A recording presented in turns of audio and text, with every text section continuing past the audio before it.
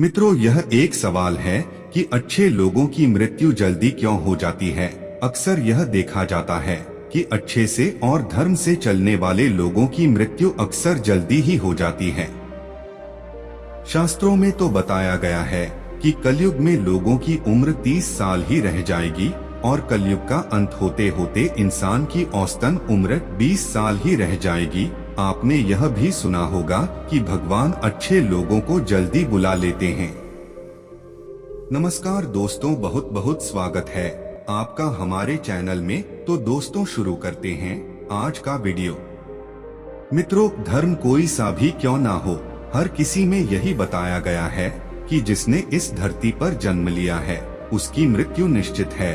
और अगर बात सनातन धर्म की करें तो इसकी एक मान्यता के अनुसार बच्चे के जन्म की छठी रात ही ब्रह्मा जी उसकी किस्मत लिख देते हैं, जिसमें उसके आने वाले कल जैसे विवाह, पढ़ाई, नौकरी, यहाँ तक कि मृत्यु की तारीख तक शामिल होती है। यह निर्णय तो भगवान ही करते हैं कि किसकी उम्र कितनी है। आपने यह कहावत भी जरूर सुनी होगी कि जितनी चाबी भरी राम ने उतना चले खिलौना। दोस्तों, इस कहावत में साफ है कि किसकी मृत्यु कब होनी है यह तो भगवान ही तय करते हैं। वैसे तो अच्छे लोगों की मृत्यु जल्दी हो जाने के पीछे कई कारण हैं, लेकिन पहला कारण समझने के लिए आपको यह जानना होगा कि हम जो कुछ भी इस जन्म में करते हैं उसका जवाब हमें ऊपर यमराज को देना होता है। अगर उसके पाप का पलड़ा भारी होता है तो उसे नर्क में यातनाएं काटनी पड़ती हैं, और अगर पुण्य का पलड़ा भारी हो तो उसे स्वर्ग का सुख मिलता है। और यही चक्र कई युगों तक चलता रहता है, जब तक उसे मोक्ष की प्राप्ति नहीं हो जाती। इस मृत्यु लोक में हर कोई अपने किए की सजा ही भुगतने के लिए आता है। कोई आत्मा इंसान बनती है तो कोई जानवर के शरीर में प्रवेश करती है। ये उसके संचित कर्मों के आधार पर ही तय होता है। इसके अलावा उसे जन्म देने वाले माता पिता के संस्कार भी उसके अंदर आते हैं। इसके बाद वो जो कर्म करेगा उसके हिसाब से उसे पुण्यात्मा या फिर दुरात्मा कहा जाता है।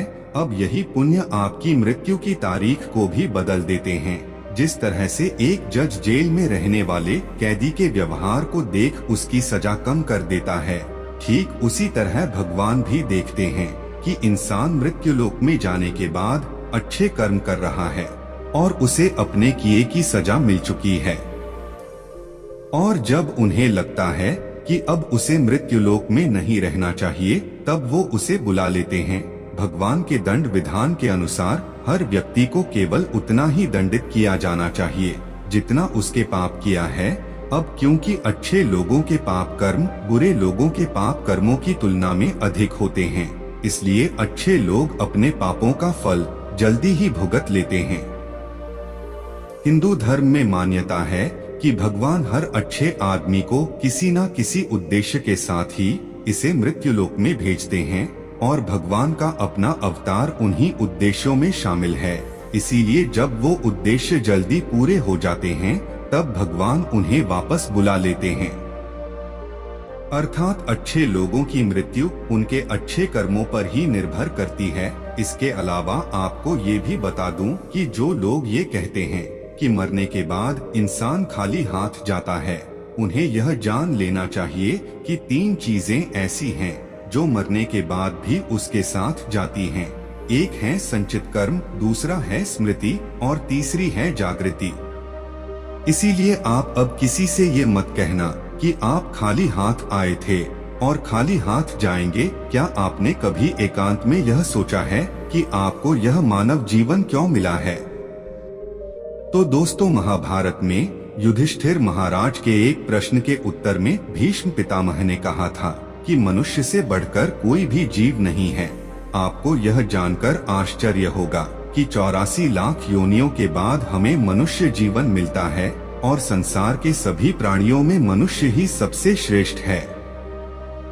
इसकी वजह है मनुष्य में सत्य एवं असत्य का विवेक कराने वाली हमारी बुद्धि का होना।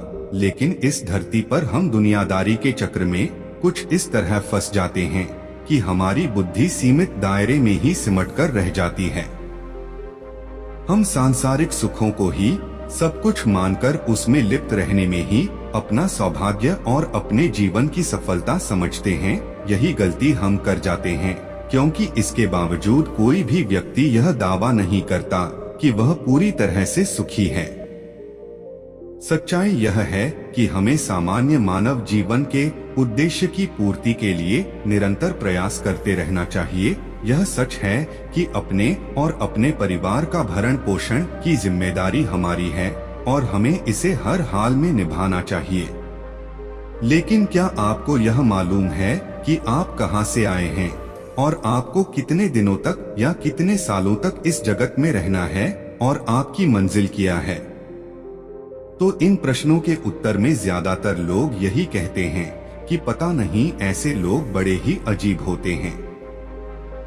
वो यात्रा तो कर रहे होते हैं, पर यात्रा के संबंध में उन्हें कुछ जानकारी नहीं होती।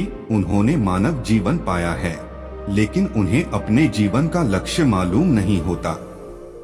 हमारे आपके जीवन का मतलब है एक उद्देश्य खोज लेना और अपने भीतर शांत रहना। कहा गया है कि मनुष्य आनंद लोक का वासी है और आनंद के परमधाम तक पहुंचना ही उसके जीवन का एकमात्र लक्ष्य भी है। इसलिए मनुष्य को इस संसार की मृग मरीचिका से निकलकर भव्य जीवन की प्राप्ति के लिए साधना के मार्ग को अपनाकर अपने गंतव्य को पहचानना चाहिए।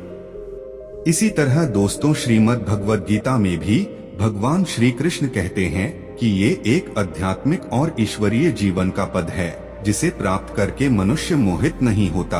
अगर कोई जीवन के अंतिम समय में भी इस तरह की स्थिति में हो तो वह भगवत धाम में प्रवेश कर जाता है। मनुष्य कृष्ण भावनामृत या दिव्य जीवन को एक क्षण में तुरंत प्राप्त कर सकता है और हो सकता है कि उसे लाखों जन्मों के बाद भी यह प्राप्त न हो। दोस्तों, यह तो सत्य को समझने और स्वीकार करने की बात है। भगवत गीता कहती है कि वास्तविक जीवन का शुभारंभ इस बौद्धिक जीवन के पूरे होने पर होता है। दोस्तों, इन सभी बातों से यह तो स्पष्ट होता है कि हम सभी एक निश्चित समय के लिए धरती लोक पर आते हैं और कुछ विशेष कर्मों को करने के लिए आते हैं। जब हमारे कर्म पूरे हो जाते हैं और इस जीवन के लक्ष्य प्राप्त हो जाते हैं तो प्रभु हमें परलोक में एक सहज जगह प्रदान करते हैं। भगवान कृष्ण और अन्य कहते हैं कि वास्तविक जीवन तब शुरू होता है जब यह भौतिक जीवन समाप्त हो जाता है। मित्रों, जो लोग सदाचारी होते हैं और जीवन में अच्छे कर्म किए होते हैं, वे वास्तव में विशेष होते हैं। जब उनकी मृत्यु का समय निर्धारित हो तो दोस्तों, उनको इस दुनिया को छोड़कर आगे की यात्रा जारी रखनी होती है।